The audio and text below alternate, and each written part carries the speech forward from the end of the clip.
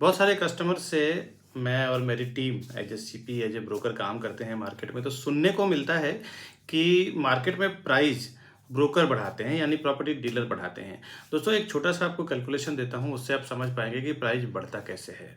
Suppose करिए कि आपने 2022 में एक प्रॉपर्टी खरीदा जिसकी वैल्यू 1 करोड़ रुपए की है।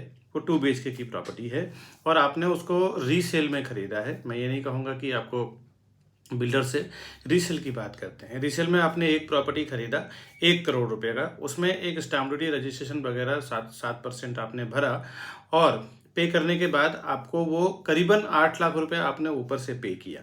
तो 1 करोड़ 8 लाख रुपए तो आपको ये प्राइस हो गया। दूसरी बात, जब आप 1 साल के बाद उसको सेल करेंगे तो आप ये समझ लीजिए कि म्यूचुअल फंड में भी अगर आप पैसा इन्वेस्टमेंट करते हैं ना, तो वहाँ पे भी लगभग आपको 12% 13% तो आपको हाइक मिलता ही है। तो अगर आप नॉर्मल एक 10 लाख रुपये भी पकड़ते हैं तो स्टाम्प ड्यूटी रजिस्ट्रेशन का पैसा लगभग 8 लाख रुपया प्लस फ्लैट का पैसा 1 करोड़ रुपया और 10 से 12 लाख रुपए, मैं 10 लाख रुपए पकड़ता हूँ, 10% ही पकड़ता हूँ, तो 10 लाख रुपए आपको साल का म्यूचुअल फंड के बेस पे उसका आप प्लस कर लें तो आपकी प्रॉपर्टी की प्राइस हो जाती है 1 करोड़ 8 लाख रुपया लगभग। तो 10% का एप्रिसिएशन तो हर जगह पकड़ते ही हैं।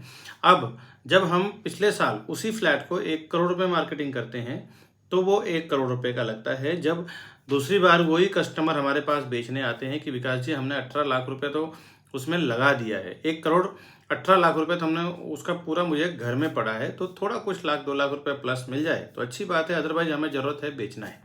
अब वो 1 करोड़ 18 लाख का जो प्रॉपर्टी है हम जब प्रमोट करते हैं अपने चैनल पे या अपने साइट पे या अपने वेबसाइट पे, तो सामने वाला कस्टमर देखता है कि पिछले साल इस प्रॉपर्टी का प्राइस 1 करोड़ का था और इस साल 1 साल के बाद उस प्रॉपर्टी का प्राइस 1 करोड़ 18 लाख रुपया हो गया है।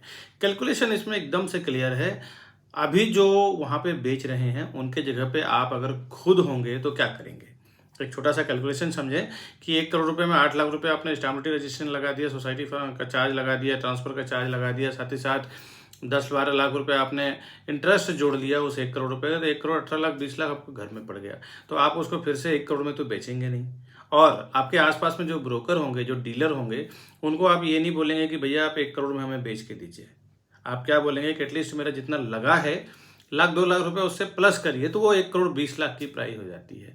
तो इसमें आप सोचने वाली बात यह है कि कोई भी ब्रोकर या डीलर क्यों प्राइस बढ़ाएगा।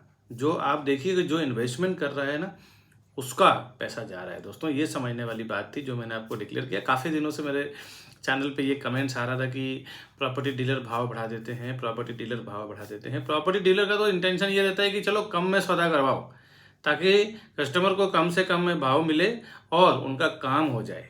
लेकिन जिसने पैसा लगाया है जेब से, उसका भी तो वैल्यू हमें करना पड़ता है, उसका भी चीज़ों को समझना पड़ता है, उसने कितना इन्वेस्टमेंट किया, क्या उसको रिटर्न मिलना चाहिए प्रॉपर्टी में। बात गौर जरूर करिएगा। ऐसे इंटरेस्टिंग फैक्ट जानने के लिए हमारे चैनल को सब्सक्राइब जरूर कर लीजिए दोस्तों। नमस्कार।